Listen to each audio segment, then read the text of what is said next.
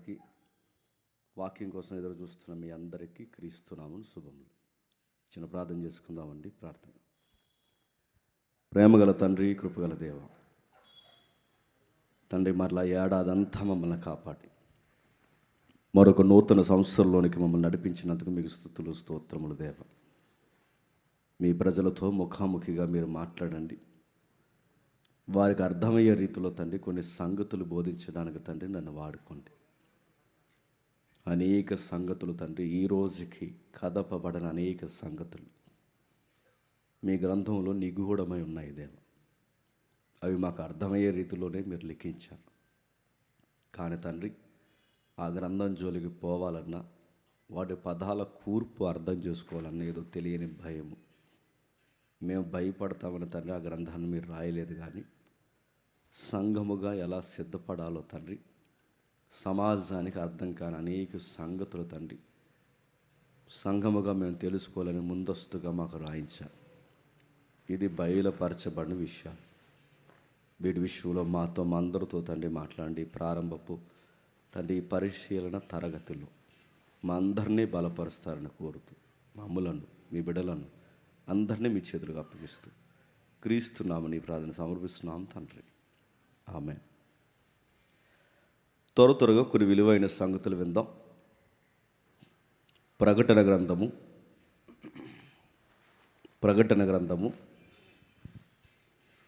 మొదటి అధ్యాయము. ప్రకటన గ్రంథము మొదటి అధ్యాయము మొదటి 3 వచనాలు చదువుకుందాం. తన దాసులకు కనపరచుటకు దేవుడు ఆయనకు అనుగ్రహించిన ప్రత్యక్షత ఈ సంగతులు త్వరలో సంభవింపనై ఉన్నవి. ఆయన తన దూత ద్వారా వర్తమానము పంపి తన దాసుడైన యోహానుకు వాటిని సూచించెను. అతడు దేవుని వాక్యమును గూర్చి, యేసుక్రీస్తు వారి యొక్క సాక్ష్యమును గూర్చి తాను చూస్తున్నంత మట్టుకు సాక్ష్యమిచ్చను.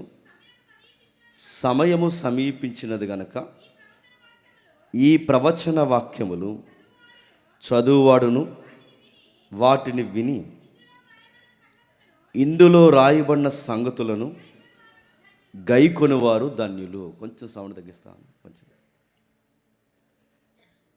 ప్రకటన గ్రంథం అనగానే ఎందుకో బైబిల్లో అందరికీ ఒక ప్రత్యేకమైన అభిమానము, భయము. ప్రకటన గ్రంథాన్ని గురించి తెలుసుకోవాలనే ఆసక్తి అందరికి ఉంది. కానీ దాన్ని సరిగ్గా ఇంటర్ప్రిటేషన్ ఇచ్చి అర్థం అయ్యేలా బోధించే వాళ్ళు చాలా తక్కువ మంది అయిపోయారు. నిజానికి ఇది ఒక తేనెపొట్టు లాంటిది ఈ ప్రకటన గ్రంథం. దాన్ని సరిగ్గా మనం అర్థం చేసుకుంటే మన జీవితాలకు చాలా ఆదరణ ఇస్తాయి. లేదంటే అనవసరమైన విషయాలు మనం అర్థం చేసుకుని భయాందోళనకు గురై దాన్ని లేనిపోని వాటితో అప్లై చేస్తూ ప్రకటన గ్రంథం గురించి ఇబ్బంది పడతాం. అందుకే మీకు అర్థం కావడానికి కొన్ని ఇమేజెస్ మేము సిద్ధం చేస్తాం. ఒకసారి మీరు చూడండి. స్క్రీన్ మీద కనబడుతుందా? ఓకే. రెవల్యూషన్ కనబడుతున్న ఈ ప్రకటన గ్రంథాన్ని గురించి కాస్తంత మనం అర్థం చేసుకునే ప్రయత్నం చేస్తే, ప్రకటన గ్రంథాన్ని గురించి మొదటి మాట రాస్తున్న యేసుక్రీస్తు తన దాసులకు కనపరచుటకు దేవుడు ఆయనకు అనుగ్రహించిన ప్రత్యక్షత. ఈ సంగతులు త్వరలో సంభవింపనై ఉన్నవి. ఆయన తన దూత ద్వారా వర్తమానము పంపి తన దాసుడైన యోహానుకు వాటిని చూపిస్తున్నాడు. స్పష్టంగా ఉందా నా మాట అందరికీ? ఓకే. కొంచెం ఇది సౌండ్ పెంచుతారు. ఇదేమన్నా ఓకే. ప్రకటన గ్రంథం అర్థం చేసుకోవడానికి ఎంత కష్టంగా అనిపిస్తుంది అంటే, అందులో తెలియని బొమ్మలు, రూపాలు, బోరలు, కొన్ని అర్థం కాని సంఖ్యలు, వీటిని గూర్చిన ప్రస్తావన వాళ్ళకి చాలా విచిత్రంగా అనిపిస్తుంది. దాన్ని జాగ్రత్తగా మీరు చూడండి. ప్రకటన గ్రంథాన్ని గురించి రాస్తున్నప్పుడు మనకు అర్థం అవడానికి ఒక ఊహా చిత్రం. అది పరవశుడయ్యాడట. వాటిని గురించి రాస్తున్నప్పుడు గ్రీకులు ఏమన్నాడంటే ఎపోక్యుపెక్ హైనో అంటాడంటే రెవల్యూషన్ ఆఫ్ జీసస్ క్రైస్ట్, అంటే క్రీస్తును గూర్చిన ప్రత్యక్షత. ప్రత్యక్షత అనే పదం ఎక్కడో వింటాం మనం. చూస్తూనే ఉండండి, ప్రత్యక్ష ప్రసారం అంటాం చూసారా. న్యూస్ ఎప్పుడన్నా మనం చూస్తున్నప్పుడు లైవ్ న్యూస్ వింటాం చూసారా. ఆ పదం అంటే ప్రత్యక్షత. ప్రత్యక్షత అంటే తన దాసులకు కనపరచడానికి, మొదటి వచనంలో తన దాసులకు దేవుడు కనపరచడానికి లైవ్ ఇస్తున్నాడు. ఎవరికి లైవ్ ఇస్తున్నాడు? యోహాను గారు. ఇది సరాసరి ఎక్కడి నుంచి టెలికాస్ట్ అవుతుందంటే పరలోకం నుండి. ఆ లైవ్ ఏ 3D 2D 5D అంటే ఏ పిక్చర్లో అది డిస్ప్లే అవుతుందంటే 3D అంటే 3 డైమెన్షన్లో యోహాను చూస్తున్నాడు. నిజానికి మానవ నేత్రాలకి అవి కనబడవు. అదృశ్య లోకం మనకు కనబడదు. అది పరిశుద్ధాత్ముడి సహాయము, దేవుడి యొక్క ఆవరణ, ఆవేశం ఆ భక్తుల మీదకి, ప్రవక్తల మీదకి దేవుడు కుమ్మరించినప్పుడు ఆ అదృశ్య లోకాన్ని కూడా చూసేవారు. దాన్ని అంటున్నందుకే ప్రత్యక్షత. ప్రత్యక్షత ఫుట్ నోట్లు ఇచ్చిన మొదలు వచ్చినానికి యేసుక్రీస్తు ప్రత్యక్షణ దగ్గర కింద ఇచ్చాడు చూడండి. ఫుట్ నోట్లో ప్రకటన. ప్రకటన అంటే ఏంటి చెప్పండి? ప్రత్యక్షత. ప్రత్యక్షత అంటే ప్రకటన. ప్రకటన అనగానే ప్రత్యక్షత. ప్రత్యక్షత అంటే మనకు అర్థమయ్యే పదం లైవ్. యోహాను గారికి దేవుడు లైవ్లో చూపిస్తున్నాడు. ఏం లైవ్లో చూపిస్తున్నాడు? మొదటి వచనం యేసుక్రీస్తు ఏంటంట? యేసుక్రీస్తు లైవ్లో కొన్ని సంగతులు చూపిస్తున్నాడు. ప్రశ్న, యేసుక్రీస్తు అంటే ఏంటి? యేసు అంటే రక్షకుడు, క్రీస్తు అంటే అభిషక్తుడు. అంటే యేసు అంటే రక్షకుడైన అభిషక్తుడైన వారు, యేసుక్రీస్తు వారైన అంటే బాగానండి రక్షకుడైన అభిషక్తుడైన వాడు యోహాను గారికి లైవ్ ఇస్తున్నాడు. మీకు లైవ్ ఇక్కడ సూర్యసాలు ఇస్తున్నారు తమ్ముళ్ళు. ఇలా లైవ్ ఇవ్వడం కదంటే యోహాను గారికి ఆ పర్మిషన్ ఇచ్చి చూపిస్తున్నది ఎవరంటే ప్రభు అయిన యేసుక్రీస్తు వరకు చెప్తున్నాడు. రక్షకుడైన అభిషక్తుడైన అంటే రక్షకుడు అభిషక్తుడైన వాడు ఒక మానవుడికి ప్రత్యక్షత లైవ్లో చూపిస్తున్నాడు. ఇంకా ఏం చెప్తున్నాడు? ఆ లైవ్లోకి తీసుకెళ్ళాడట. ఈ సంగతులు త్వరలో సంభవింపనై ఉన్నవి. చదవండి ఎవరైనా స్పీడ్గా. ఈ సంగతులు త్వరలో సంభవింపనై ఉన్నవని ఆయన తన దూత ద్వారా వర్తమానము పంపి తన దాసుడైన యోహానుకి, మీరు చదవండి ఎవరైనా. Very good. ఎవరు? యోహాన్లా చదువుతున్నాం. సూపర్. చదవండి. యేసుక్రీస్తు సాక్ష్యమును గూర్చియు తాను చూసినంత మట్టుకు సాక్ష్యం ఇచ్చిన ఈ సంగతులు బాగానండి త్వరలో సంభవింపనై ఉన్నవి. ఈ సంగతులు త్వరలో సంభవింపై ఉన్నవని లైవ్లో దేవుడు ఎవరికి చూపిస్తున్నాడట? యోహాను గారు చూపిస్తున్నాడట. త్వరలో అంటే ఈ సంగతులు ఎవరి ద్వారా చూస్తున్నాడంటే యోహాను గారు చెప్పాలి. దూత ద్వారా. ప్రభు అయిన యేసుక్రీస్తు వారిని ఒక బిగ్ ఇమేజ్ ఉంది. ఆయన పర్మిషన్ ఇచ్చాడు ఈ అబ్బాయికి అంటే యోహానికి ఈ సంగతులు లైవ్లో టెలికాస్ట్ అంటే లైవ్లో చూపించండి. ఈ లైవ్లో చూపిస్తున్నప్పుడు యోహాన్ని గైడ్ చేయడానికి ఒక గైడ్ కావాలి.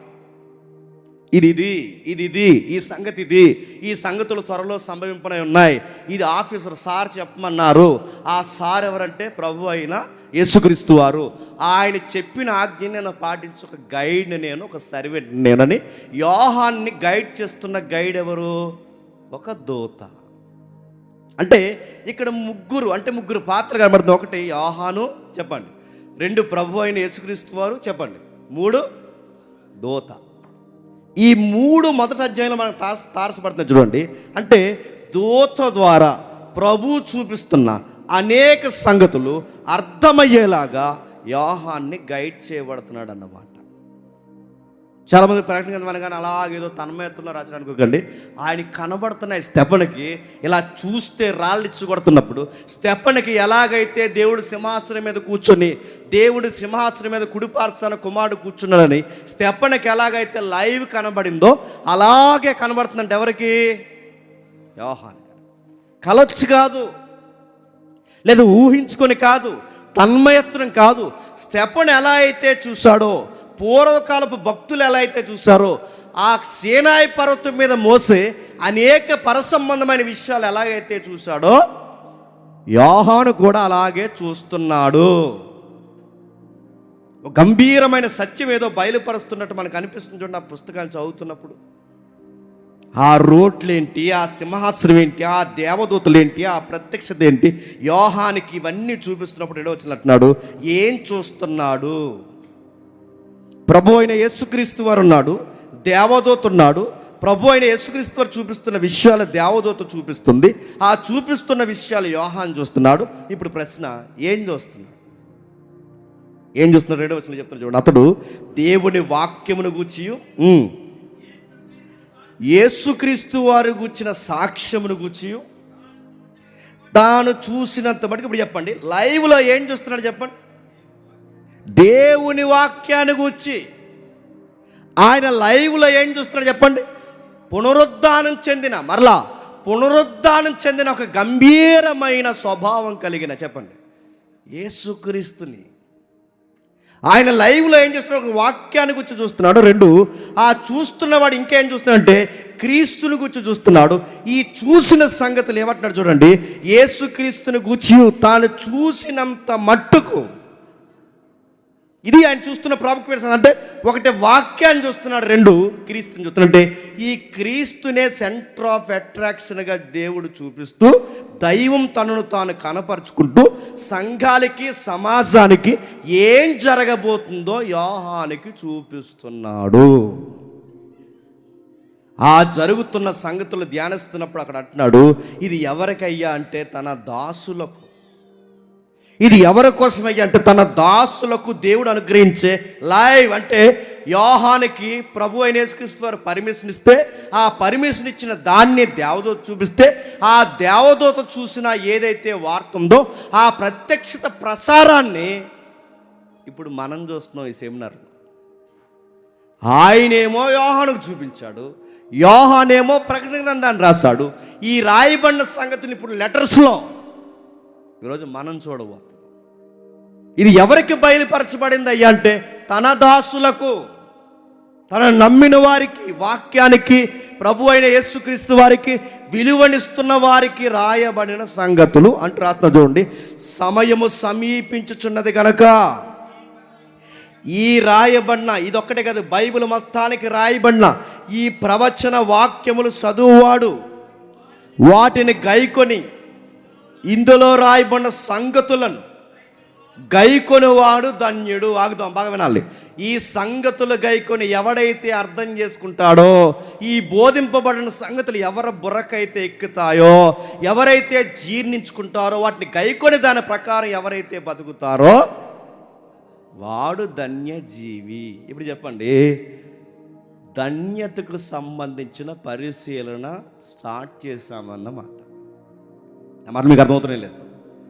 ధన్యతను గూర్చి అంటే ఇది ఎంత ధన్యత అంటే యోహానికి ఇచ్చిన ధన్యతనికి యోహానికే కాదు, నీకు నాకు ఇచ్చాడన్నమాట. ఈ గ్రంథాన్ని చదవడం ఒక ధన్యత, ఈ గ్రంథాన్ని అర్థం చేసుకుని ఒక ధన్యత, ఆ అర్థం చేసుకున్న దాన్ని పాటించడం ఒక ధన్యత. నా జీవితానికి ధన్యత ఏముందంటే ఈ ఏడాదిలో 1,00,000 వచ్చింది, 2,00,000 వచ్చినాయి కాదు. నాకు ధన్యత ఏదన్నా ఉందంటే ఇదిగో ఈ సంగతులు నాకు అర్థమయ్యాయి, దీని ప్రకారం నేను సిద్ధం అవ్వాలని నాకు అర్థమవుతుంది. ఎందుకంటే టైం అయిపోతుంది, సమయము సమీపిస్తుంది. టైం అంటే ఈ టైంకి ఏజ్ అయిపోతుంది. ప్రభు అయిన యేసుక్రీస్తు వారు ఇక నేడో రేపో రాబోతున్నాడు. గడియలు ప్రారంభమైపోయాయి. 2000 సంవత్సరాల క్రితమే సమయం అయిపోతే ఇప్పుడు ఇక మొత్తానికి అయిపోయింది. టయానికే టైం అయిపోయింది. 2000 సంవత్సరాలకే టైం అయిపోయింది, సమయం సమీపిస్తుందంటే ఇప్పుడు ఏమనాలి? చావు కంచుని, ప్రమాదానికి అంచున, ఇంకా చెప్పాలంటే ఉగ్రతకి ముంగుర్తులో ఇంకా దగ్గరగా ఉన్నామన్నమాట. అందుకు ఈ సంగతులు బయలుపరుస్తున్నాడు. అందుకే తన దాసులకు కనపరచకు దేవుడు అనుగ్రహించిన ఒక లైవ్ న్యూస్ ఇది. చూస్తూనే ఉండమన్నాడు యోహాన్ని. చూస్తున్న వాటిని యోహాను చూస్తూనే ఉండిపోకు, నీ కలం తీసుకుని చెప్పండి రాయ్, నెక్స్ట్ జనరేషన్కి తెలియాలి, ఏం జరగబోతుందో తెలియాలి. ఈ పరిస్థితులు నీలాంటి వారు ఎవరైతే ఉన్నారో వాళ్ళందరికీ సంగతులు అర్థం కావాలి. ఈవెన్ 2026 సెమినార్లో కూర్చున్న ప్రతి ఒక్కరికి అర్థం అవ్వాలి. రాయ్, వాటిని రాస్తున్నాడు. ఆ రాస్తున్న సంగతుల గురించి ఇక్కడ రాస్తూ ప్రకటన గ్రంథంలో ఆ పైన ఒక మాట రాస్తున్నాడు చూడండి. యోహాను రాసిన, చెప్పండి, ప్రకటన గ్రంథం. కొంచెం జాగ్రత్త పరిశీలిద్దాం. యోహాను రాసిన ప్రకటన గ్రంథం. ఇప్పుడు ప్రశ్న అడుగుతున్నాను, ఏంటి యోహాను ప్రత్యేకత? గ్రంథంలోకి వెళ్ళే ముందు దీని గురించి తెలుసుకునే ప్రయత్నం చేద్దాం. ఏంటి యోహాను ప్రత్యేకత? ఏముంది దీని గురించి? 12 మంది శిష్యులు ఉండగా ఈయనకే ఎందుకు దేవుళ్ళ ఇచ్చాడు? అరే, పేతురున్నాడు, యాకోబు ఉన్నాడు, మత్తయి ఉన్నాడు, నతానియేలు ఉన్నాడు, ఇంకా సీమోన్ అనే మరొక సీమోన్ ఉన్నాడు. ఇలా రకరకాల 12 మంది 11 మంది శిష్యులుంటే ఈ 12 మందిలోనే యోహానుకే ఎందుకు ఈ ధన్యత ఇచ్చాడు అంటే 12 మందిలో సంథింగ్ స్పెషల్ అన్న మాట. ఈయన 12 మందిలో దేవుడికి చాలా ప్రియమైపోయాడు. ఇంతకీ ఏంటి గురించి కాస్తంత ఈయన యొక్క డేటా మనం తెలుసుకునే ప్రయత్నం చేద్దాం. ప్రభు అయిన యేసుక్రీస్తు వారి పరిచర్యలో ఈ 12 మంది గురించి రాస్తున్నప్పుడు ఇందులో ఈయన గురించి ప్రభు అయిన పరిచర్యలో యోహానుకంటూ ఒక ప్రత్యేకత ఉంది. ఆయన యేసు చేత ప్రేమింపబడిన శిష్యుడు. రెండోది, ఆయన యేసు చేత ప్రేమపడిన శిష్యుడే కాదు, యోహాను గారికి ఉన్న ప్రత్యక్షత ఏంటంటే వీళ్ళందరిలో కాస్తంత రైటింగ్ బాగా ఎరిగిన వాడు ఎవరు చెప్పండి? మంచి రైటర్ ఆయన. అంటే బాగా రాస్తున్నాడంటే బాగా చెప్పండి చదువుకున్నాడు. అంటే ఇప్పుడు బాగా రాస్తున్నాడు, బాగా చదువుకుంటున్నాడు అంటే ఇంతకీ ఎంప్లాయ్ లైఫ్ ఏంటి? వీళ్ళకి ప్రత్యేకించి వీళ్ళకి ఎక్కడో ఉద్యోగాలు ప్రభుత్వాల కింద చేయట్లేదు, కానీ వీళ్ళకి ఓన్ బిజినెస్ ఉంది, వీళ్ళకి సొంత వ్యాపారం ఉంది. వాళ్ళ సొంత వ్యాపారం ఏంటంటే వాళ్ళకి చాలా బోట్స్ ఉంటాయి. అంటే ఈ చేపలు పట్టే బోట్లు ఉంటాయి చూసారా, వీళ్ళకి చాలా బోట్లు ఉంటాయి. వీళ్ళు డబ్బున్న వాళ్ళు. ఎంత డబ్బున్న వాళ్ళు అంటే వీళ్ళ నాన్నగారికి బోట్లు అంటే చేపలు బట్టి బోట్లు రెంట్కి ఇచ్చి అలాంటి బిజినెస్ బాగా చేస్తారు. వీళ్ళు ఎంత బిజినెస్లో డెవలప్ అయిన వారంటే వీళ్ళ దగ్గరే కొంతమంది కూలోళ్ళు పనిచేస్తారు. అంటే వీళ్ళు డబ్బులు ఉన్న వాళ్ళు కాదు చెప్పండి, ఇతరులకు కూడా వీళ్ళు జీతాలు ఇస్తారంటే కాస్త డబ్బులు ఉన్న వాళ్ళే. ఇలాంటి ఆయనకి ఇంకా ఏం గుణగుణాలు ఉన్నాయంటే వీళ్ళ పరిచర్య చేయడానికి ముందు యోహాను గారి గురించి రాస్తున్నప్పుడు ఏమంటున్నాడంటే సరిగ్గా మత్తయి సువార్తలు ఈయన తారసపడుతుంటాడు. మనకి ఒకసారి చూద్దాం మత్తయి సువార్త త్వరగా ఈయనేంటి తెలుసుకునే ప్రయత్నం చేద్దాం. మత్తయి సువార్త 4వ అధ్యాయం, మత్తయి సువార్త 4వ అధ్యాయం 20 వచనం. మత్తయి సువార్త 4వ అధ్యాయం 20 వచనం.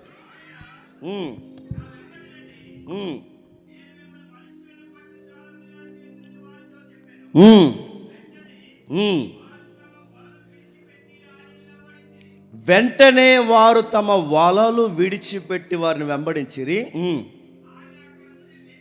ఆయన అక్కడి నుండి వెళ్ళి జబదయ కుమారులైన యాకోబు అతని సహోదరుడైన యోహాను అను 2 సహోదరులు తమ తండ్రి జబదయి యొద్ద దోణిలో తమ వలలు బాగు చేసుకొని చుండగా, అంటే వాళ్ళ తండ్రి గారికి ఒక సొంత బిజినెస్ ఉంది, ఆయనకంటూ సొంత బోట్లు ఉన్నాయి, ఆ బోట్లలో పనిచేసే మనుషులు ఉన్నారు, ఆ బిజినెస్ని దగ్గరుండి చూసుకునే వ్యక్తులు ఎవరైనా ఉంటే వీళ్ళందరూ బ్రదర్స్ ఎవరైతే ఉన్నారో యోహాను యాకోబు ఉన్నారు. వీళ్ళిద్దరూ పని చేస్తున్నప్పుడు ఇక్కడ చూడండి, ఇక్కడ డైరెక్ట్గా ప్రభు అయిన యేసుక్రీస్తు వారు పిలుస్తున్నప్పుడు 18వ వచనంలో యేసు గలిలయ సముద్ర తీరం నడుచుచు పేతురు అనబడిన సీమోను అతని సహోదరుడైన ఆంధ్రని 2 సహోదరులు సముద్రంలో వలవేడి చూసి వారి జాలర్లు ఆయన ఎంబడి రండి, నేను మిమ్మల్ని మనుషుల పట్టు జాలర్లుగా చేతునని వారితో చెప్పాను. ఇప్పుడు చెప్పండి, మొట్టమొదటి పిలుస్తున్నది ఎవరిని? యోహాన్ని కాదు. మొట్టమొదటి పిలుస్తున్నది ఎవరిని? యాకోబుని కాదు. మొట్టమొదటి పిలుస్తున్నది ఎవరిని? ఇక్కడ పేతురుని. అంటే పేతురుని గారిని పిలుస్తున్నాడు. పేతురుని గారిని పిలిచేటప్పుడు ప్రభు ఎలా పిలిచాడంటే అప్పటికే రాత్రి అంతా చేపలు పట్టాడు. ఎవరు? పేతురు గారు. ఆయనకి ఏమీ పడలేదు. ఈ సందర్భం ఎక్కడ సందర్భం ఏదైతే ఉందో ఇదే సందర్భం మరలా మనకి ఎక్కడ కనబడుతుంది అంటే లూకా సువార్త 5వ అధ్యాయంలో మనకు కనబడుతుంది. చూద్దాం ఒకసారి, ఎందుకంటే మంచిది. ఒకసారి లూకా సువార్త 5వ అధ్యాయం లూకా సువార్త 5వ అధ్యాయం, లూకా సువార్త 5వ అధ్యాయం మొదలు వచ్చుండి. జన సమూహము దేవుని వాక్యము వినుచు ఆయన మీద పడుచుండగా ఆయన గిన్నె సరత్తు సరస్సు తీరమున నిలిచి 2 దోణులను చూసెను. జాలర్లు వాటిలో నుండి దిగి తమ వలలు కడుచు. ఇప్పుడు మీకు ఇన్ఫర్మేషన్ అర్థం అవ్వాలి. ఇందాక వలలు కడుగుతున్నది ఎవరు చెప్పాలి? యాకోబు యోహాను. అంటే మత్తీలో వలలు కడుక్కుంటున్నది ఎవరు? యాకోబు యోహాను. ఆ యాకోబు యోహాను ఇక్కడ ఏమని రాస్తున్నాడు? వాళ్ళు జాలర్లు, వాళ్ళు చేపలు పట్టే వాళ్ళు జాలర్లు.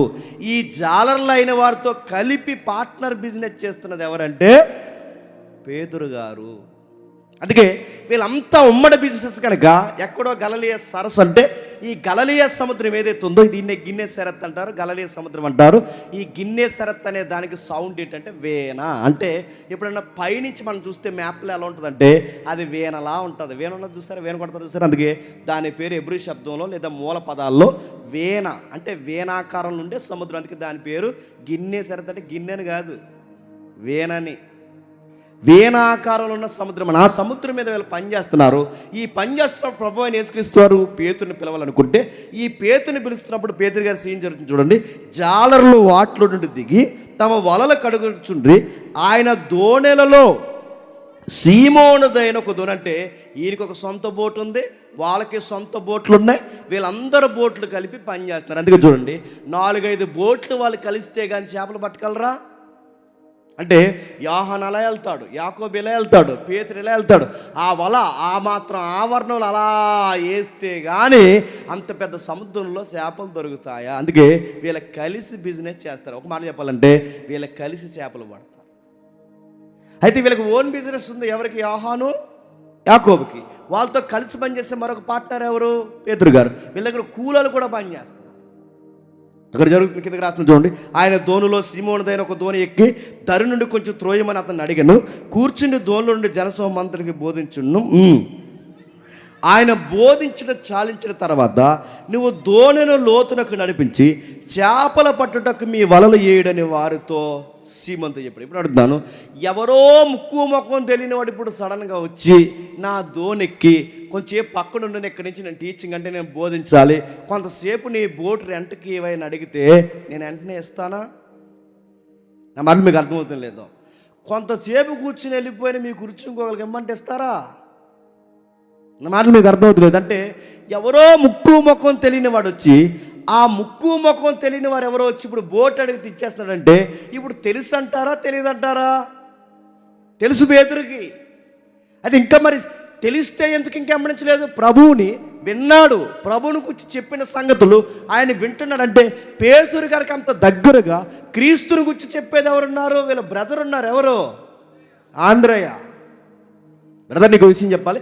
ఆంద్రయ్య ఎక్కడ వాడు? బాప్తిజం ఇచ్చి యోహాను ఉన్నాడుగా, ఆ యోహాను గారు ఎక్కడ? మీకు అర్థమైపోయినా అర్థమైనట్టు చూడండి కొంచెం. ఆ యోహాను గారు ఎవరైతే ఉన్నారో ఆ యోహాను గారి శిష్యుడు ఎవరు? ఆంద్రయ్య. ఒకరోజు యోహాను గారు నడిచి వెళ్ళిపోతూ తన కూడా ఉన్న 2 శిష్యుని చూస్తే ఇదిగో ఇలా రండి, ఇదిగో లోక పాపములు మోసుకొని పోవు దేవుని గొర్రె పిల్ల అన్న దగ్గర నుండి యోహాను గారు వదిలేసి ఆయన వెనకాల పోయారు. ఎవరు? ఆంద్రయ్య మరొక శిష్యుడు. ఆ పోయిన వాడు కన్ఫర్మ్ అయ్యాడు నిజంగానే మెస్సయ్య అని. ఆ మెస్సయ్య అని కన్ఫర్మ్ అయిన తర్వాత వాళ్ళ అన్నయ్యకి చెప్తున్నాడు. ఎవరికి? పేతురుకి. అరే నిజంగా మెస్సయ్య వచ్చాడు, రాయబడిన ప్రవచనాలు నెరవేరుతున్నాయి, ఈ సంగతులు నిజం జరుగుతున్నాయన్న సంగతులు ఎప్పుడైతే యోహానుగా క్షమించండి పేతురు గారికి ఆంద్రయ్య గారు చెప్తున్నారో ఎంతో కొంత అవగాహన ఉంది కనుకే నేను చెప్పిన ఈయనే అన్న అవగాహనకు వచ్చేసరికి ఆయన వచ్చి బోట్ అడుగుతున్నప్పుడు గౌరవంతో ఇచ్చాడు. ఊరకెవడో తెలుసు కనుక ఇచ్చాడు. ఆ తెలిసిన వాడు లోపలికి వెళ్ళాడు. ఆ వెళ్ళిన తర్వాత ఆయన ఏమంటాడు చూడండి. సీమోను వెళ్ళినవాడు, రాత్రంతయు మేము ప్రయాసపడుతుంది కానీ మాకేమీ దొరకలేదు.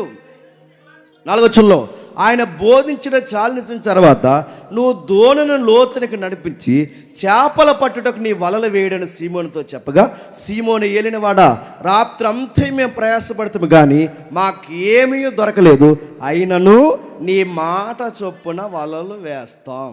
ఇప్పుడు చెప్పండి, ఆ మాటకి అర్థం ఏంటి చెప్పనా? నీకు రాత్రులు బాగా వినండి, రాత్రంతా ప్రయాసపడ్డావు, మాకు చేపలు పడలేదు, కానీ నువ్వు ఎప్పుడొచ్చి వల్ల ఏమంటున్నావు? పగలేమంటున్నావు. నిజానికి చేపలు ఎప్పుడు పడతాయి? రాత్రులు పడతాయి.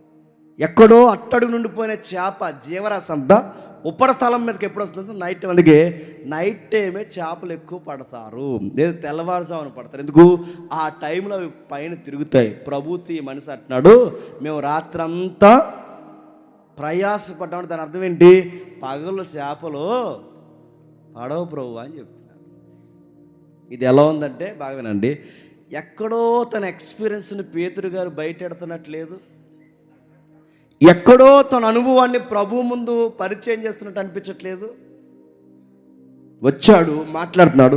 అయినను ఈ పడవ మేము పడకపోయినా ఎందుకు వేస్తున్నామంటే మా ఎక్స్పీరియన్స్ బట్టి పడవ, కానీ నువ్వు వేయమన్నావు కనుక వేస్తావు. నిజానికి ఈ మనిషికి చేపలు పడతాయని నమ్మకం ఉందా లేదా? పడవ. రాత్రులు చేపలు పడితే ఈ మనిషి వచ్చి పగలేయమంటున్నాడు. ఏదో చెప్పాడు మా తమ్ముడు లేదా మా ఆంధ్రే, ఏదో మా మెస్సీ అని చెప్పాడు. ఈయన మాట పోగొట్టడం ఎందుకు, గౌరవం లేకుండా మాట్లాడడం ఎందుకు, అంతే ప్రజలందరికీ బోధకుడు ఉన్నాడు, కాస్త దీని గురించి చెప్తున్న మాట ఏదో విందామని గౌరవపదంగా ఏం చేశాడంటే లోపలికి వెళ్ళి వేసాడు. వారు అలాగ చేసి విస్తారమైన చేపలు పట్టేరి, అందుచేత వాళ్ళ వలలు పగిలిపోచుండగా వారు ఏరొక దోణిలో తమ తమ పాలివారు వచ్చి తమకు సహాయం చేయమని ప్రశ్న అడుగుతున్నాను. పాలివారంటే ఇక్కడ ఎవరు? అదే చెప్పండి, ఎవరు?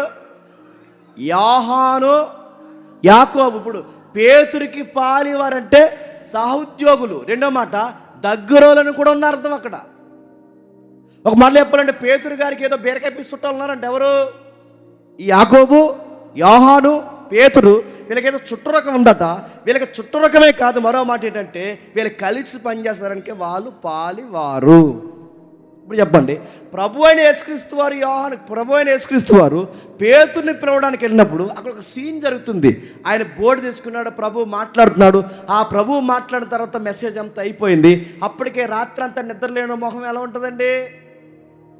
ఎలా ఉంటుంది? రాత్రి పనిచేసిన అడగండి, చూస్తారు. అదో రకంగా ఆ టైంలో ఏది పడితే అది మాట్లాడడం అనుకోండి, ఎలా ఉంటుంది చెప్పండి? తిక్కలేసిపోద్ది. రాత్రంతా నిద్ర లేని దగ్గరికి వెళ్ళి, ఇది ఈ కాగితం ఇక్కడ ఎందుకుంది, ఆ మొక్క ఇక్కడ ఎందుకుంది అంటే నువ్వు ఎట్టు అంటాడు. పెడతా ఉన్నాడు, ఫీల్ అవుతారు. ఎందుకంటే వాళ్ళు రాత్రంతా కష్టపడ్డారు.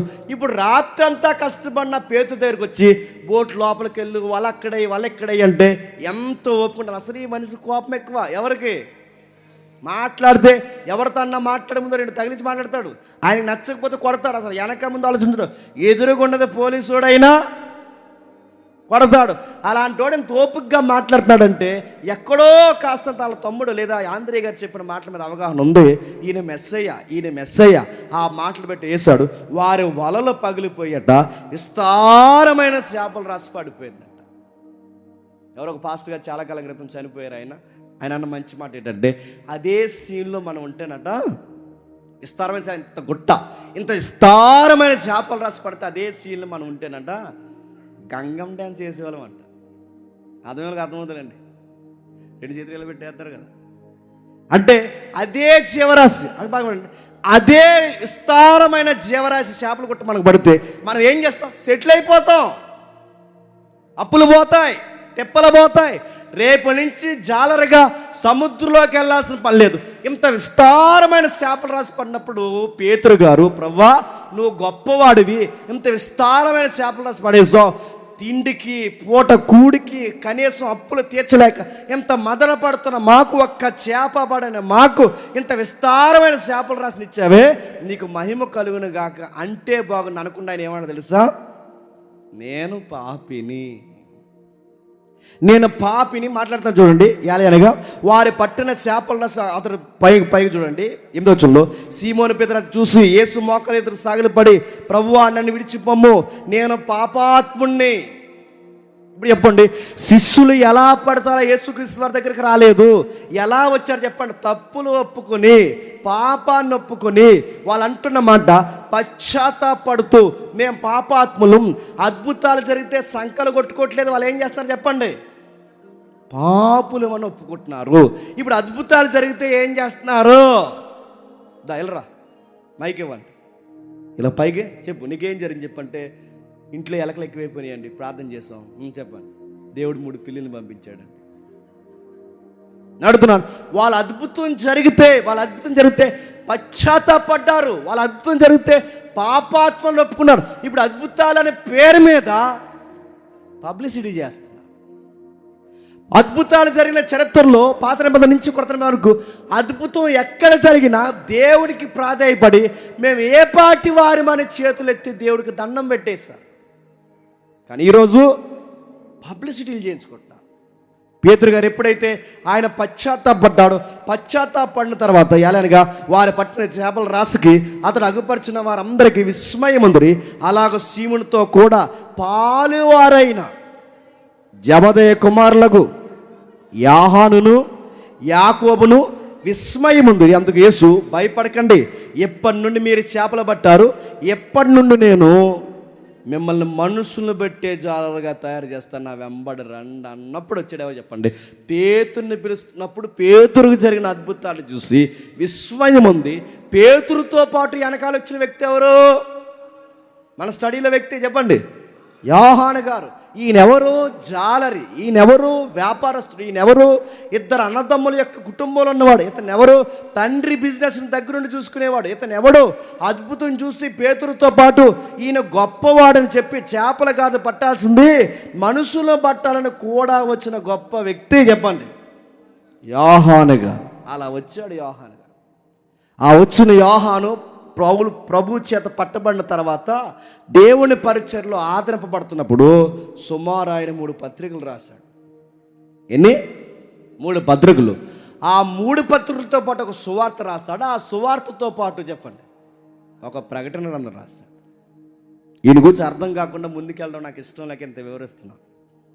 ఒకటి ఆయన గురించి రాస్తున్నాడు చూడండి. మొట్టమొదటి ఆయన రాసింది ఏంటో తెలుసా? యోహాను సువార్త. ఏం రాశాడు? యోహాను సువార్త. ఆ యోహాను సువార్త సుమారు క్రీస్తు శకం 85 నుంచి 90 ఏడి అంటారు.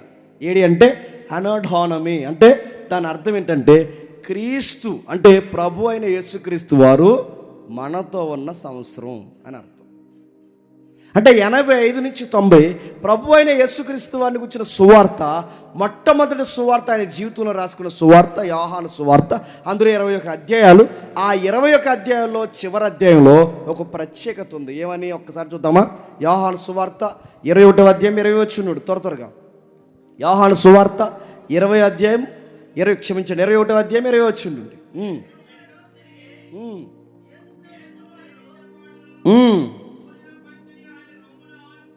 భోజన పంక్తిని ఆయన రొమ్మును ఆనుకొని, ప్రభువా నిన్ను అప్పగించిన వాడు ఎవడని అడిగిన వాడైన శిష్యుడు తమ వెంట వచ్చుట చూసి పేతురు అతన్ని చూసి ఇతని సంగతి ఏమగునని అడిగిన. ఇప్పుడు బాగుండండి, రొమ్మును ఆనుకుంటున్నది ఎవరు? యోహాను గారు.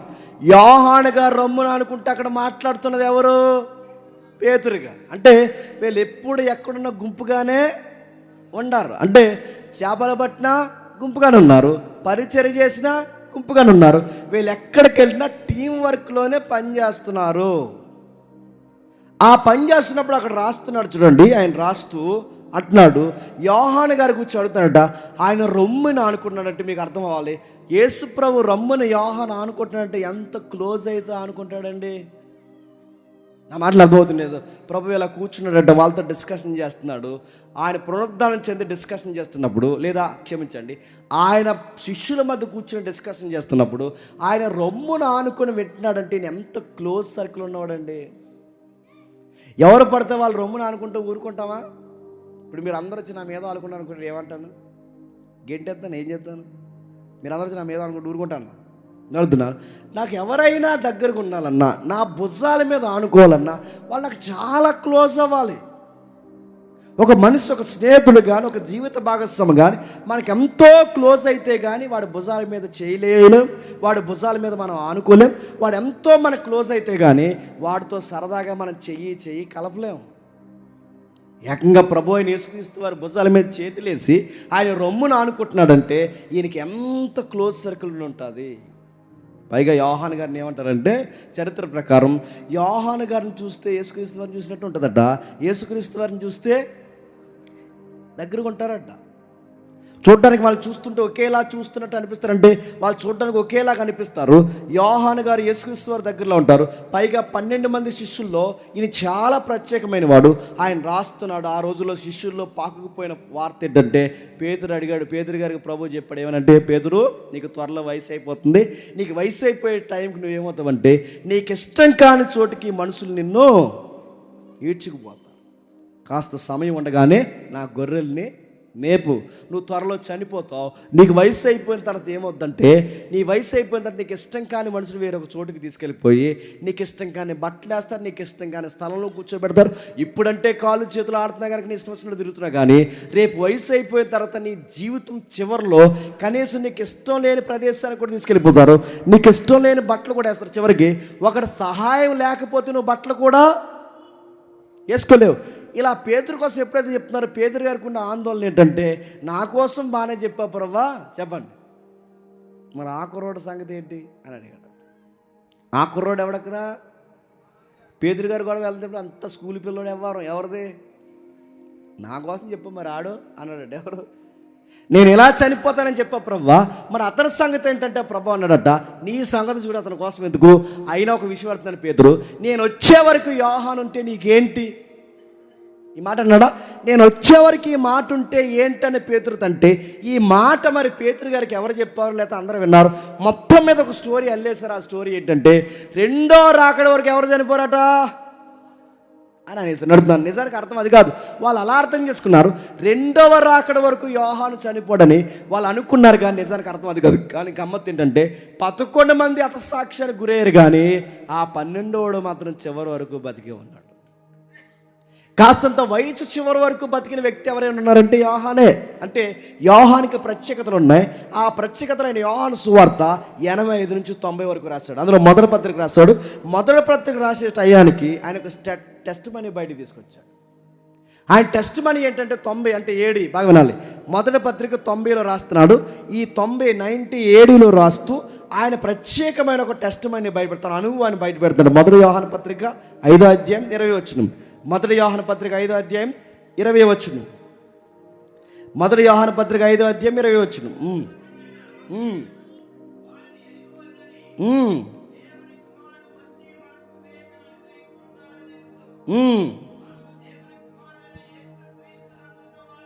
ఇప్పుడు చెప్పండి, ఆయన సాక్ష్యం ఏంటంట?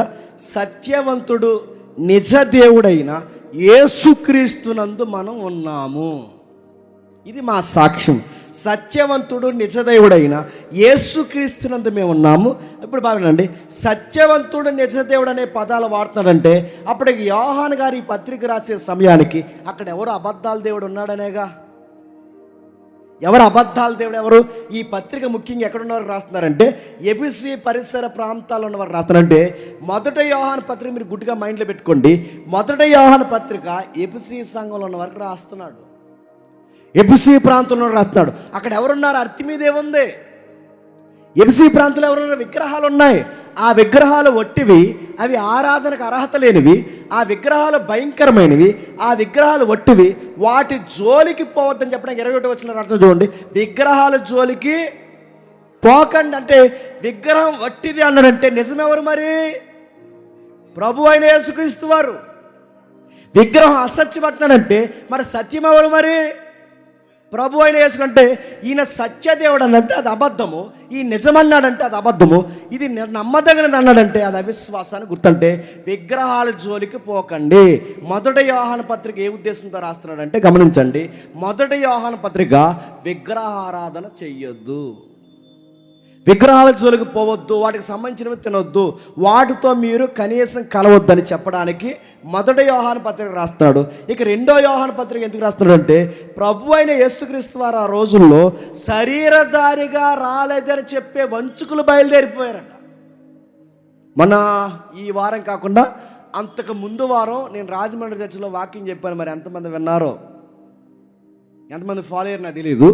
ఆ రోజుల్లో డోస్టిజం అనే ఒక తెగ ఉంది, నాస్టిజం అనే ఒక తెగ ఉంది. ఈ తెగలు ఏం చేస్తాయంటే, ప్రభు అయిన యేసుక్రీస్తు వారట శరీరంతో రాలేదు, ఆయన కేవలం ఆత్మ కలిగిన వాడే, అనేక పాత నిబంధనలో కనబడ్డాడు. ఆ కనబడిన వాడు కూడా 12 మందికి అలా కనబడి వెళ్ళిపోయాడు తప్ప ఆయన శరీర రీతిగా రాలేదు, మరియమ్మకు పుట్టలేదు, ఇలాంటివి నమ్మొద్దు. మెస్సయ్య మానవుడిగా రాలేదని ఒక దుర్బోధ ప్రారంభమైపోయిందట. ఆ దుర్బోధన దయచేసి ఎవరు నమ్మొద్దు. ఆ బోధ చేస్తున్న వాళ్ళ వంచుకులు. యేసుక్రీస్తు వారు శరీరుడిగా వచ్చాడు, దానికి మేమే సాక్షులు అని చెప్పడానికి రాసిన పత్రికే చెప్పండి. రెండవ పత్రిక. మొదటి పత్రిక ఏంటి? విగ్రహాల జోలికి పోవద్దు. రెండవ పత్రిక ఏంటి? యేసు ప్రభు శరీరుడుగా వచ్చాడని నమ్మని ప్రతి ఒక్కడు వంచుకుడు, వాడు క్రీస్తు విరోధి. వాడికి వందన వచనం కూడా చెప్పొద్దు, వాడికి శుభవాక్యాలు కూడా చెప్పొద్దు, వాడితో ఎలాంటి కనెక్షన్ పెట్టుకోవద్దు, అలాంటి దొంగల జోలికి పోవద్దు. యేసుక్రీస్తు వారు శరీరుడుగా వచ్చాడడానికి మేమే సాక్షులు. ఆయన సాక్షి అంటే ఆయన ఎక్స్ప్లెయిన్ చెప్తున్నాడు. మా చేతులతో మేము తాకాం, మా కళ్ళతో మేము చూసామంటే ఆ మాటలు ఎందుకు వాడుతున్నాడు ఆయన? మా చేతులతో తాకి మా కళ్ళతో చూసామంటే దాని అర్థం ఏంటి? క్రీస్తుకి శరీరము ఉందే, ఆయన ఆత్మ కాదు. జ్యోతిలింగంలో ఆయన ఒక లింగం కాదు, పరమాత్ముల్లో ఆయన ఒక రేఖ కాదు. గ్రీకు బోధలు ఉన్నాయిగా, నా మాట మీకు అర్థమవుతుంది లేదో, గ్రీకు బోధలు ఉన్నాయి. ఆ గ్రీకు బోధల్లో ఎలాగైతే దేవుడు పరమాత్ముడిగా ఉన్నాడో అందులోంచి ఒక రేఖ అలా విడిపోయి ఆత్మగా వచ్చి కనబడి వెళ్ళిపోయిందని ఒక దుర్బోధ ఉంది. ఆ దుర్బోధలో యేసుక్రీస్తు వారు రేఖ కాదు, యేసుక్రీస్తు వారు పరమాత్ముడికి పుట్టినవాడు కాదు, యేసుక్రీస్తు వారు దైవమైన వాడు సశరీరిగా ఇలలోనికి వచ్చాడు, దానికి మేమే సాక్షులు.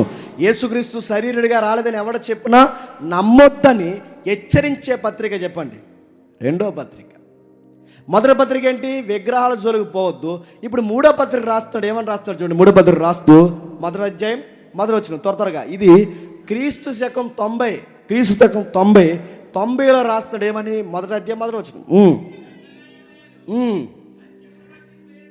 పెద్దనైన నేను.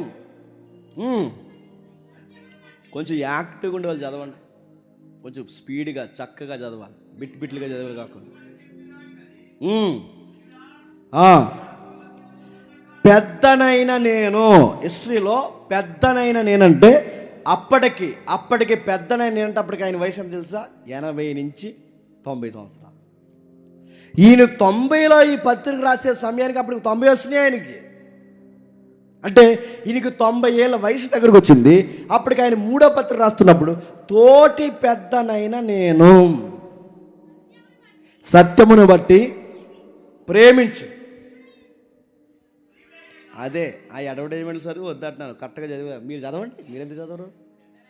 పెద్దనైన నేను ప్రియుడైన గాయనకు శుభమని చెప్పి రాయినది, నీ ఆత్మ వర్ధిల్లొచ్చిన ప్రకారము నీవు అన్ని విషయాలు వర్ధిల్లు. ఇప్పుడు చెప్పండి. పెద్దనైన నేను తోటి పెద్దలకి నా పిల్లలకి రాస్తున్న సంగతులు ఏంటంటే, నాకు ఒక ప్రియుడు ఉన్నాడు, ఆ ప్రియుడిని అడ్రస్ చేస్తున్నా. ఆ ప్రియుడి పేరు గాయి. ఆయనకి రాస్తున్నా ఆ గాయకి రాస్తుదిగో నీ కోసం నేను చాలా సంగతులు విన్నాను. ఆ సంగతులు విన్నప్పుడు నాకు చాలా సంతోషం వేసింది. ఆ వినిన సంగతులు ఏంటంటే, నేను చెప్పిన బోధ ప్రకారం నువ్వు నడుస్తున్నావని నాకు చెప్పారు. ఒక ఆత్మీయ తండ్రిగా నాకు ఎంతకన్నా ఏం కావాలి? ఇప్పుడు మేము ఉన్నామండి, సెమినార్లో వచ్చిన తర్వాత ఇక్కడ విన్న మాటల తర్వాత వాళ్ళ ప్రవర్తన మారింది, వాళ్ళ విశ్వాసం మారింది, వాళ్ళు వెళుతున్న కార్యక్రమాలు చాలా మానేశారు, వాళ్ళు చాలా నీతి కలిగి జీవిస్తున్నారు అన్నప్పుడు ఈ మాటలు విన్నప్పుడు మాకు ఎలా ఉంటుందండి? ఆనందం.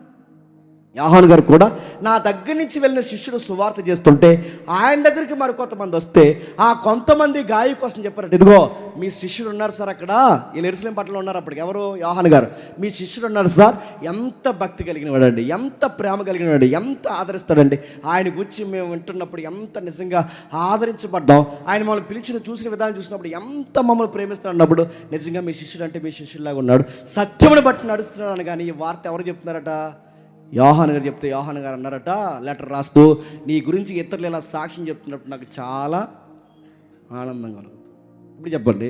మొదటి యోహాను పత్రిక చెప్పండి, విగ్రహాలు జోలికిపోవద్దు. రెండవ యోహాను పత్రిక చెప్పాలి, క్రీస్తు శరీరధారుడిగా రాలేదన్నవాడు క్రీస్తు విరోధి. వాడి జోలికి మీరు పోవద్దు, దానికి మేమే సాక్షులు. ఇప్పుడు మూడోది రాస్తున్న, తోటి పెద్దనైన నేను నా పిల్లల వాక్యంలో నడుచుకుంటున్నప్పుడు నాకు ఆనందం కలిగింది. కాకపోతే సంఘంలో కొన్ని చీడపురుగులు ఉంటాయి, ఆ చీడపురుగులతో జాగ్రత్తగా ఉండు నాన్న, నీ భక్తిని చెడగొడతాను రాసిన పత్రికే మూడో పత్రిక.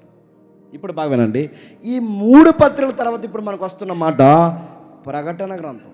ఏంటది ఇప్పుడు చెప్పాలి. యోహాను గారు రాస్తున్న ప్రకటన సరిగ్గా ఆ టైంలో 90 నుంచి 96, అంటే క్రీస్తు శకం 90 నుంచి 96. అప్పటికి ఆయన వయసు ఎంత? 90. ఆయన వయసు 80 నుంచి 90 ఏళ్ళు అటు ఇటుగా ఉంటాయి. ఆయనకి 80 నుంచి 90 ఏళ్ళు ఉన్నప్పుడు సరిగ్గా క్రీస్తు శకం 90, 96 మధ్యలో ప్రకటన గ్రంథం రాస్తున్నాడు.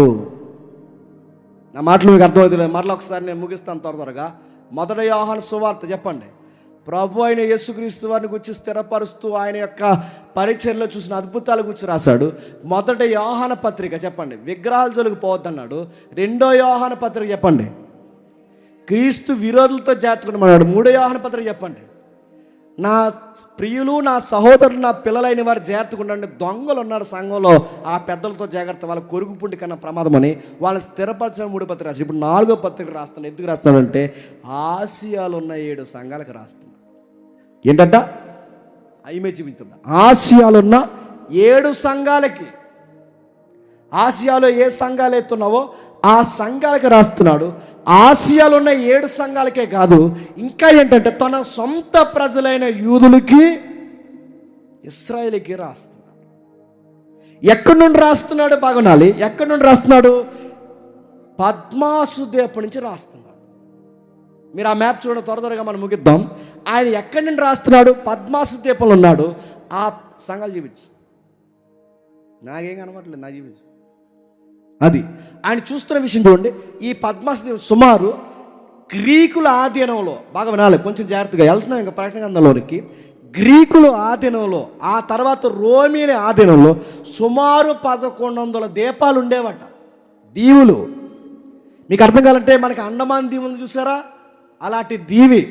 ఆ అండమాన్ దీవి ఎలాంటి దీవి అయితే తప్పు చేసిన వారిని తీసుకెళ్ళి ఎలాంటి దొంగల్ని ఎలాగైతే అండమాన్ దీవులో బ్రిటిష్ వారు పడేసేవారో, ఆ రోజుల్లో రోమా ప్రభుత్వానికి ఎవరైనా వ్యతిరేకంగా పనిచేస్తే ఆ పని చేసిన వారిని భయంకరమైన పనిష్మెంట్ ఇవ్వడానికి సముద్రం మధ్యలో ఉన్న దీపంలో పడేసేవారు.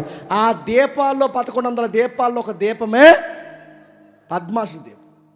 ఆ పద్మాసు దీపానికి బాగుండండి. అక్కడి నుంచి ఆయన లెటర్ రాస్తాడంటే ఈ 3 పత్రికలు అంటే ఆయన బయట రాశాడు. యోహాను సువార్త బయట రాశాడు. ఈ యోహాను సువార్త కానీ 3 పత్రికలు బయట రాస్తే ఈ ప్రకటన గ్రంథం మాత్రం ఎక్కడి నుంచి రాస్తున్నాడు? దీపం నుంచి రాస్తున్నాడు. ఆ నిలబడిన ఆయన చూపించాడు, నాకు చూపించాడు. ఆ నిలబడిన ఆయన ఎవరైతున్నాడో ఆ నిలబడిన ఆయన 7 సంఘాలు రాస్తున్నాడు. అందులో మొదటి సంఘం ఎఫెసీ. గమ్మత్తడి చెప్తున్నా, ఈ దీపం నుంచి ఎఫెసీ సంఘానికి దూరం ఎంత తెలుసా? 100 కిలోమీటర్లు. అంటే ఈ రోజులున్న ట్రావెల్ కానీ, ఈ రోజులున్న వాహన సదుపాయం కానీ లేని రోజుల్లో దీపం నుంచి ఇప్పుడు ఎఫెసీ సంఘానికి లెటర్ రాస్తున్నాడు. ఎంత కత్తి మీద సామండి అక్కడ లెటర్ వెళ్ళాలంటే. ఎవడైనా సముద్రం ఈదుకుని వస్తాడా? ఆ లెటర్ పట్టుకుని వెళతాడా? అసలు అదంతా ఎలా జరుగుంటుంది? ఆ రాసిన పత్రిక అంటే ఈ దీపంలో ఉన్న పత్రిక ఏదైతే ఉందో మెడిటేరియన్ సీతో కలిసిపోయిన మరో సముద్రం ఉంది, ఎలాజం సముద్రం అని. ఆ సముద్రంలో ఉన్న ఆ దీపం నుంచి ఇక్కడి నుంచి ప్రకటన గ్రంథం ఆ సంఘాలకు వెళితే కానీ ఈరోజు నీకు నాకు ప్రకటన గ్రంథం ఉంటుందా? నీకు అర్థమవుతుంది లేదు దాని గ్రావిటీ. 100 కిలోమీటర్ల దూరంలో ఉన్న ఎఫెసీ సంఘానికి వెళ్ళాలి. ఎఫెసీ సంఘం నుంచి లెటర్ మళ్ళీ మరొక సంఘానికి వెళ్ళాలి. అక్కడి నుంచి మరొక సంఘం. అంటే ఇవన్నీ మిళితమైన సంఘాలు. ఈ సంఘాలన్నీ ఎక్కడున్నాయంటే అక్కడ రాసిన చూడండి, టర్కీ క్యాపిటల్ ఇస్తాంబుల్. ఇవన్నీ నేను ఎందుకు చెప్తున్నానంటే ప్రకటన గ్రంథం అనేది ఊహాజనకంగా రాసింది కాదు, ఎవరు అనుకుని రాసింది కాదు. చాలామంది ప్రకటన గ్రంథాన్ని తప్పుపట్టడానికి యోహాను ఒక కథల పుస్తకం రాసేసాడు. హాలీవుడ్లో స్టోరీస్ ఎలాగైతే ఉంటాయో, హాలీవుడ్లో నక్షత్రాలు చంద్రుని మీద కథలు ఎలాగైతే తీస్తారో అలాంటి స్టోరీ 12 మంది శిష్యుల్లో ఈ పెద్ద మనిషి రాసేసాడని ఆర్కియలాజికల్ ఎవిడెన్స్ ఎదికే సైంటిస్టులు కొంతమంది ఈ గ్రంథాన్ని తప్పుపట్టదామని తెర మీదకి వచ్చారంట. కావాలంటే హిస్టరీ చదువుకోండి. ఈ గ్రంథం తప్పు, 12 మంది శిష్యుల్లో యోహాన్ రాసిన ఈ గ్రంథం తప్పని, ఇది తప్పని ప్రూవ్ చేయడానికి వాళ్ళు తీసుకున్న మొదటి పాయింట్లు ఏంటో తెలుసా? అసలు ఇందులో రాసిన 7 సంఘాలు నిజంగా ఉన్నాయా లేదా చూడాలని పరిశీలిస్తే అవి నిజంగానే టర్కీలో ఉన్నాయి.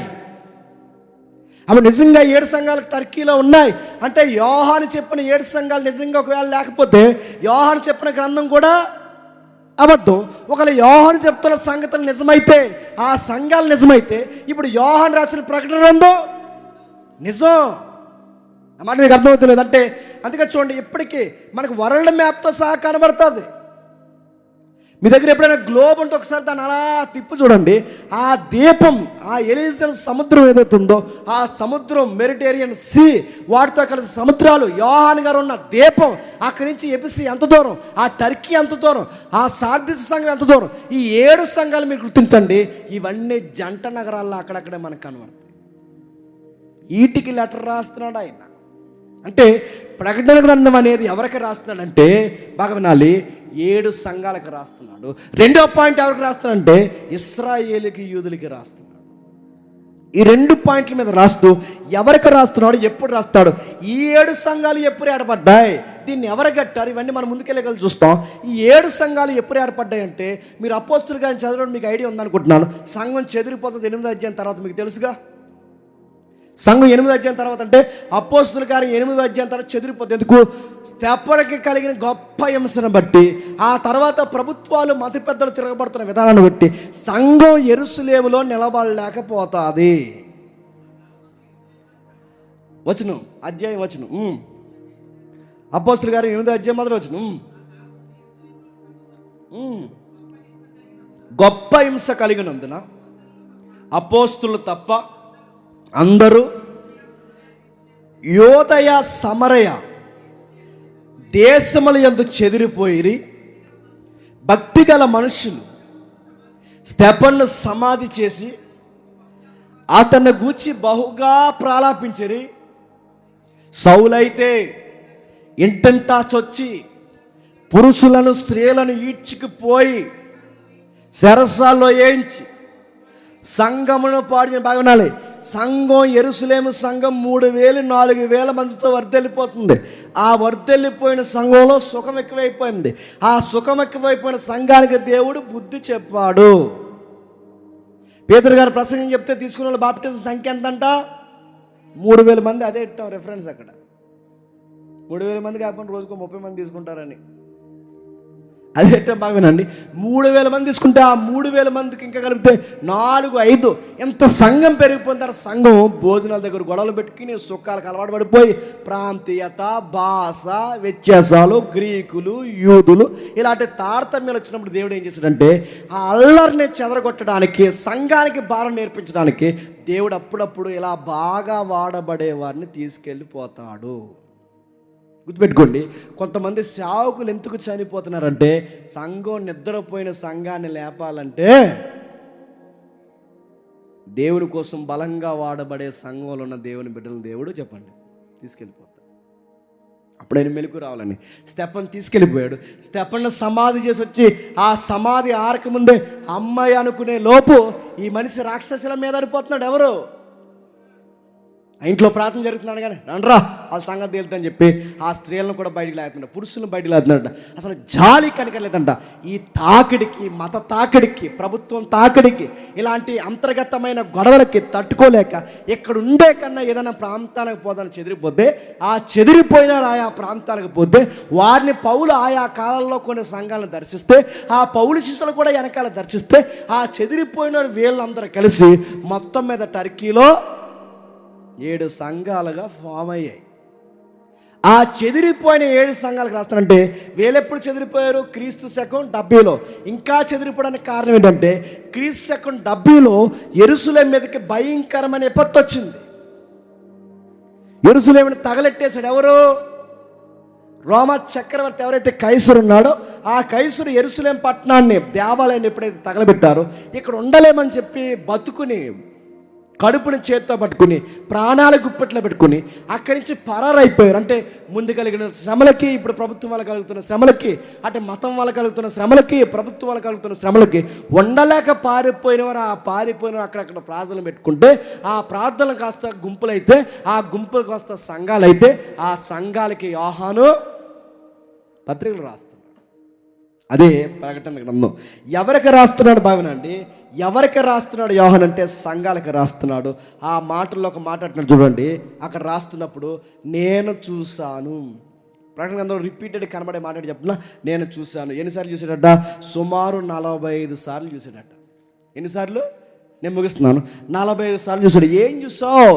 యేసును గుచ్చియు, చెప్పండి, ఆయన గుచ్చి సాక్ష్యంను గుచ్చియు, ఆయన వాక్యంను గుచ్చియు, సంఘ భవిష్యత్తును గుచ్చి, జరగబోయే సంగతుల గుచ్చి నేను చూస్తున్నాను. దాంట్లో గ్రీకులో ఐషే అంటాడంటే, గ్రీకులో నేను చూస్తున్నా. ఎన్నిసార్లు?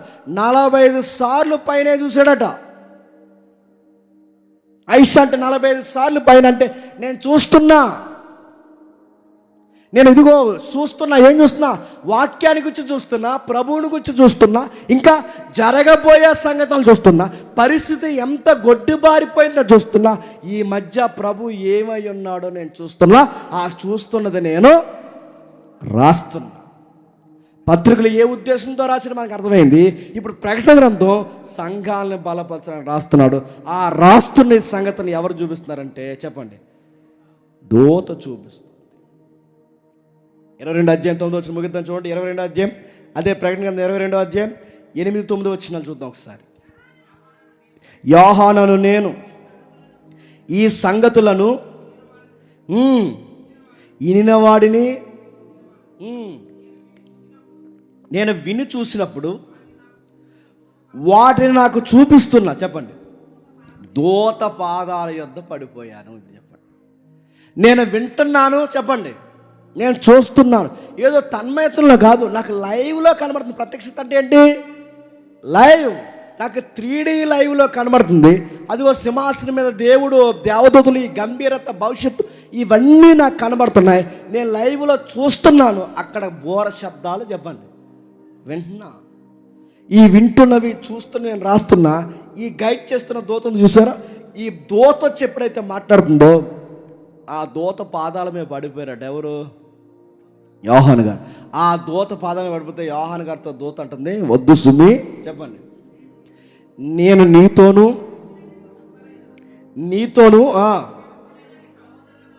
ఎవరు? ప్రవక్తలైన నీ సహోదరులతోనూ ఈ గ్రంథమందు వాక్యములను గైకొని వారితోనూ సహదాసుడను. ఇప్పుడు చెప్పండి, దాని అర్థం ఏంటి చెప్పండి? మీరు భూమి మీద దేవునికి దాసులు, చెప్పండి, మేము పరలోకంలో దేవుని దాసులు. మేమేమో ఇక్కడ దాసులు, చెప్పండి, మీరు భూమి మీద దాసులు. మీరు సర్వీస్ భూమి మీద చేస్తారు, మేము సర్వీస్, చెప్పండి, పరలోకంలో చేస్తాం.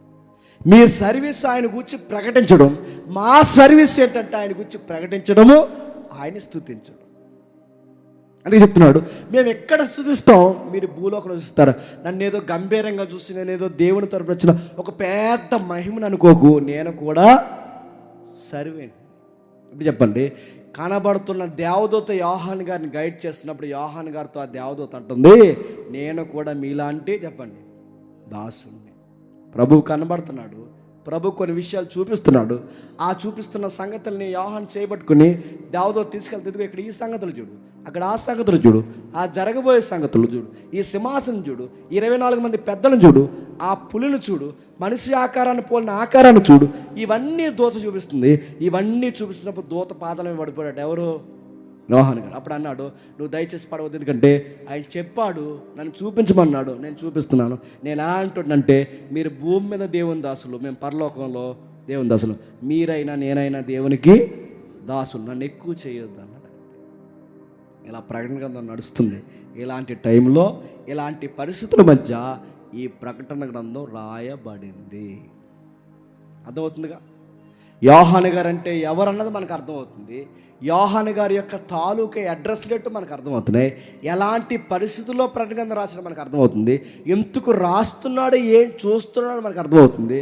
గమ్మత్తు ఏంటంటే ఈ ప్రకటన గ్రంథంలో రాస్తున్న సంగతులు ఆల్రెడీ చాలా సంగతులు పాత నిబంధనలో ఉన్నాయి. కాకపోతే ఇది ఎందుకు అంత హైలైట్ కనబడుతుందంటే అది చివరి పుస్తకం కనుక. యోహాను గారు ఏదైతే చెప్తున్నాడో అప్పటికే బిలాం చెప్పాడు. బిలాము గారు ఏదైతే చెప్తున్నాడో అప్పటికి అబ్రహాం చెప్పాడు. అబ్రహాం గారు ఏదైతే చెప్పాడు అప్పటికి యాకోబు చెప్పాడు. యాకోబు గారు ఏదైతే చెప్పాడు అక్కడ యోసేపు చెప్పాడు. ఇంకెవరు చెప్పారు? కీర్తనకారులు చెప్పాడు, దానియేలు చెప్పాడు, పేతురు చెప్పాడు, పౌలు చెప్పాడు, యోధా చెప్పాడు, మలాక చెప్పాడు, ఏవేలు చెప్పాడు, యెహెజ్కేలు చెప్పాడు, యెషయా చెప్పాడు. అంటే నీకు ప్రకటన గ్రంథం ఒక పట్టాన్ని అర్థం కావాలి అంటే ఎందుకు అర్థం అవ్వట్లేదంటే ఈ చివరి పుస్తకం అర్థం కావాలంటే ముందున్న పుస్తకాల మీద ఎంతో కొంత చెప్పండి అవగాహన ఉండాలి. అప్పుడు ఈ బుక్ నీకు అర్థమవుతుంది. నువ్వు లాంగ్ చంపే ప్రకటన గ్రంథంలో చేస్తే నీకు పులి కనబడుతుంది. అందులో నువ్వు లాంగ్ చంపి అక్కడికి వస్తే ఆ భాష వర్ణన నీకు అర్థం కాదు. అవన్నీ నడుతున్నాను. ఆయన నిలువుటంగి ధరించుకున్నాడు. ఆయన నడుముకి కట్టుకోవాల్సిన నడుము కట్టుకోవాల్సిన దట్టి ఆయన రొమ్ములకు కట్టుకున్నాడు. ఆయన కిరీటం పెట్టుకున్నాడు. ఆయనకి రాజధనం ఉంది. ఈ పదాలన్నీ నీకు అర్థం కావాలి అంటే దీని ముందున్న గ్రంథాల మీద అవగాహన ఉండాలి. ఎందుకు అలా వర్ణిస్తున్నాడు? అపరంజిని పోలినవాడు, ఆయన కళ్ళు అగ్ని నేత్రాల్లో ఉన్నాయి, ఆయన పాదములు ఇదిగో చాలా పుటం వేయబడినట్టున్నాయి, ఆయన రంగు లేదా ఆయన యొక్క వెలుగు సూర్యప్రకాశం కన్నా ఎక్కువగా ఉంది, ఆమేనని వాడు, నమ్మకమైన వాడు, సత్య సాక్షి. ఈ కూర్పు, ఈ పదాలన్నీ అర్థం కావాలి అంటే కాస్త ముందొచ్చిన దర్శనాల సంగతి కూడా మనకు చెప్పండి, తెలియాలి. ఈ బేస్మెంట్ మనకు అర్థమైతే ప్రకటన గ్రంథంలో ట్రావెల్ చేయడం చెప్పండి చాలా ఈజీ. నన్ను అడిగితే ప్రకటన గ్రంథం అంత కష్టమేం కాదు. ఎప్పుడు కష్టం చెప్పినా ఆ ముందున్న వాళ్ళ దర్శనం అర్థం కాకపోతే కష్టం. ఇది మనకు అర్థమైతే చెప్పండి. ఆ ముందున్న సంగతులు మనకు అర్థమైతే చాలా విషయాలు మనకి చెప్పండి అలా పువ్వు విడిపోయినట్టు విడిపోతాయి.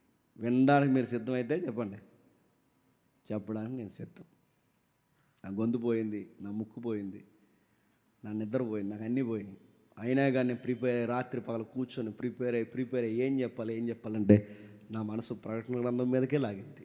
నేను చెప్తా, చాలా పెద్ద నోట్స్ నేను తయారు చేసుకుని వచ్చాను. మీరు ఎంత బాగా వింటే అంత డీప్గా మనం స్టడీ చేస్తాం. దేవుడు మిమ్మల్ని దీవించును గాక. ఆమేన్, ఆమేన్, ఆమేన్. అలా ఉండండి. దయచేసి ఎవరు వెళ్ళొద్దు. ఒక చిన్న మనవి, గ్లాసులు పెట్టాం. ప్రతి ఇయర్ మనకి కొంచెం డిస్పోజల్ గ్లాస్ అయితే మనకి డంప్ ఎక్కువ అవుతుంది, చాలా ఇబ్బంది అవుతుంది, కాలేజీ యాజమాన్యం ఇబ్బంది పెడతానని చెప్పి కొంచెం ప్రత్యేకించి గ్లాసులు తెప్పించాం. చిన్నపిల్లలు ఇలా తాగితే పర్లేదు, పెద్దలు కూడా కలిసి పెడితే తాగితే నెక్స్ట్ డోడ్ ఏమైపోవాలి చెప్పండి. అది మరీ రాంగ్ యాటిట్యూడ్. అందుకే ఖర్చు పెట్టుకు తాకండి, కొంచెం నైట్గా మీద వేసుకుని పర్లేదు, కొంచెం అలా తాగండి. వీలైతే మేము అలా తాగలేకపోతున్నాం, ఇంకా మాకు చాలా డిస్ప్లే పెద్ద పరీక్షలో ఉందనుకుంటే చెప్పండి, మళ్ళీ డిస్పోజల్ తెప్పిస్తాం. సాయంత్రం తెప్పించి అందరికీ కావాల్సిన అందుబాటులో. కానీ మ్యాక్సిమం శుద్ధి శుభ్రత పాటించండి. అక్కడ వాటర్ అవుతుండే ఎలా పడితే అలా వాటర్ వేయొద్దు. గ్లాస్ మీరు తాగినప్పుడు నెక్స్ట్ వాళ్ళకి ఇబ్బంది లేకుండా సుమారు 200-300 గ్లాసులు తెప్పించామని పెట్టండి. వీలైతే ప్లేట్లు ఉన్న డస్ట్ పట్టుకెళ్ళి డంప్లో పోయండి. ఎక్కడ పడితే అక్కడ పోయకండి. నెక్స్ట్ వాళ్ళకి ఇబ్బంది. మీరు ఎంత త్వరగా తింటే నెక్స్ట్ వాళ్ళు అంత త్వరగా ఖాళీ అవుతుంది. మరొకటి చెప్పిన, నచ్చినంత తినండి, హ్యాపీగా తినండి. మంచి హెల్దీ ఫుడ్ తెప్పించాం, మొత్తం తినండి. ఇంకొన్ని జోకులు లైవ్ వెళ్తుంది నేను చెప్పకూడదు, తర్వాత బ్రేక్లో మనం ఆడుకుందాం. ఎవరో ఎక్కడి నుంచి మన రాదే మన సహోదరులు అక్కడ వండుతున్నారు, జాగ్రత్తగా ఉండండి. మంచి క్వాలిటీ ఫుడ్ మేము తెప్పించాం, దయచేసి తినండి. అందరు రెక్కల కష్టం, అందరూ ఆశీర్వాదకరంగా ఉండాలని అందరూ పంపించిన డబ్బులు అవి, మీవి కాదు నావి కాదు, మన అందరివి. కాబట్టి మంచిగా తిందాం, దేవుని యొక్క ధనాన్ని నమ్మకంగా వాడదాం, ఆనందంగా అనేక సంగతులు మనం విందాం. దేవుడు మిమ్మల్ని దీవించును గాక. ఆమేన్, ఆమేన్, ఆమేన్.